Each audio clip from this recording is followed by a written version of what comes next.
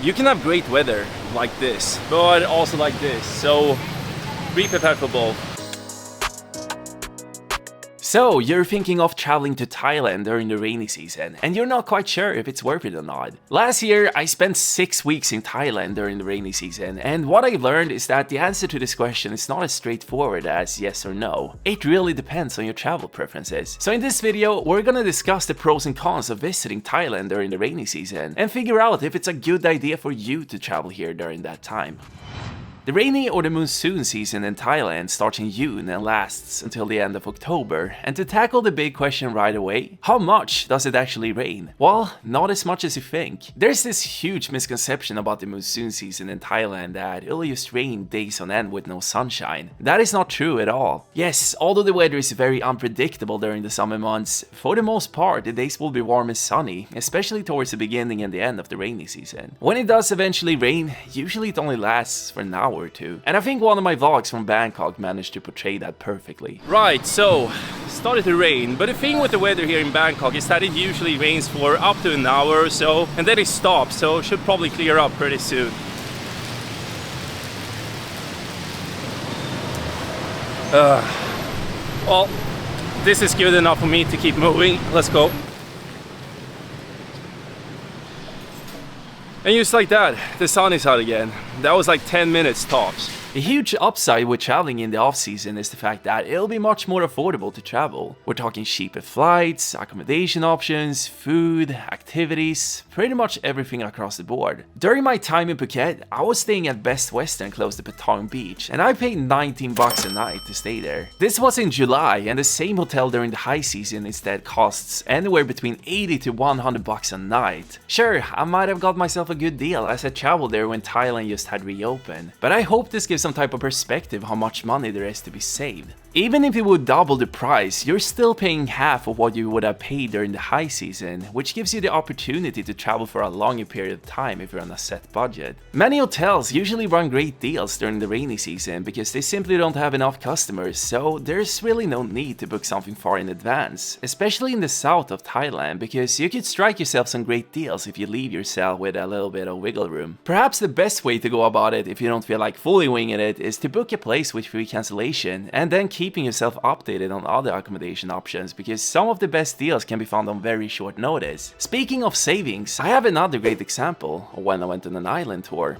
Again, in Phuket. This was a full day tour and we went to Maya Bay, Phi Phi Islands, and a few more smaller islands in and around the area. This tour cost me 1,400 baht, or roughly 40 bucks in total, and that was with food, drinks and snacks, as well as transportation to and from the hotel included. The same tour during the high season usually costs around 100 bucks instead, so again, big savings to be made. One of the best things with traveling to Thailand in the off season is the fact that you'll have access to all of these like beautiful viewpoints almost all to yourself. This single-handedly makes the trip to Thailand worth it. Having a beautiful viewpoint like this all to yourself, even during sunset hours, speaks volumes and would never happen during the high season. This is the Pha Phup Pha cliff in Phuket for anyone curious, and I would highly recommend checking it out for yourself.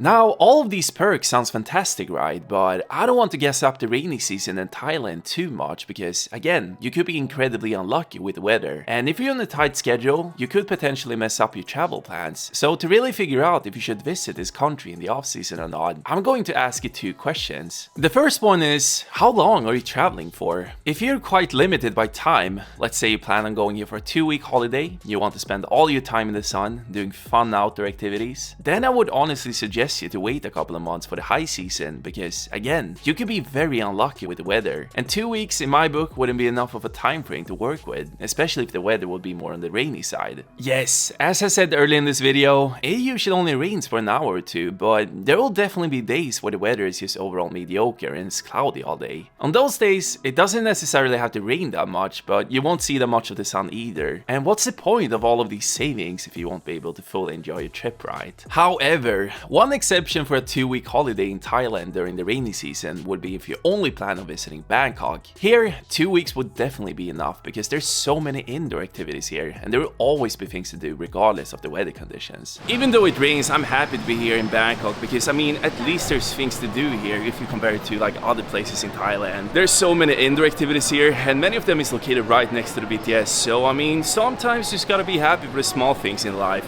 Visiting the malls is just one of so many things you can do in Bangkok, and bear in mind that this city is so much less dependent on tourism than many other parts of the country. Bangkok has over 8 million inhabitants, so it will always feel alive when you visit. You can't talk about Bangkok without mentioning the nightlife, so if that's something that interests you, I have some good news for you. This city truly never sleeps and has one of the best nightlife scenes I've ever experienced. You have everything from nightclubs that look like indoor festivals to high-end rooftop bars with incredible views that can't be missed out on. I will say that you can find great nightlife all over Thailand, not only in Bangkok. You have everything from the full moon party in Koh Phangan to the infamous Bangla walking street in Phuket. I actually didn't notice any difference when I was walking down Bangla Road in July compared to previous years when I've been there during the high season. It was just as packed, so if you're big into nightlife, the rainy season will still be a great time to visit. I still think Bangkok has the best nightlife scene this country has to offer.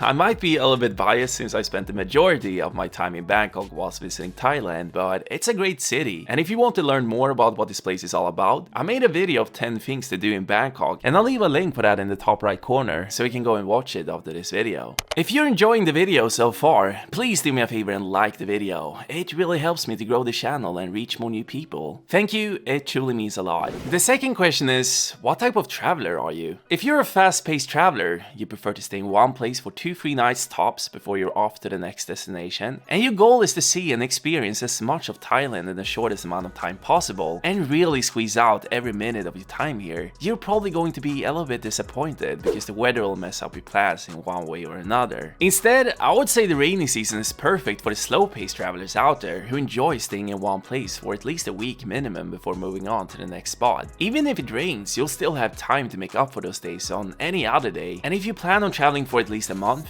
you'll definitely leave Thailand satisfied. One very important thing to note is that September is known to be the wettest month in Thailand, so visiting during any other month will be a better alternative if you have the possibility to do so. There are some places like Koh Samui with its surrounding areas where October and November are known to be the worst, so I guess it depends on where you plan on traveling, but for Thailand as a whole, it's generally September, so definitely keep that in mind. If Thailand during the rainy season still sounds interesting to you, I want to leave you with 2 extra tips. First one is that many hotels will let you borrow an umbrella, free of charge if you ask nicely. And second is, if you find yourself outside when it starts to rain without an umbrella, there's a big chance that you're a short walk away from the closest 7-Eleven. There's more than 13,000 of these stores in Thailand, operating all over the country, and here you can buy raincoats for as little as $1. It definitely came in handy during my trip. If you're curious to hear more about what Bangkok has to offer, you can check out this video right here. And with that said, I'll see you in the next one.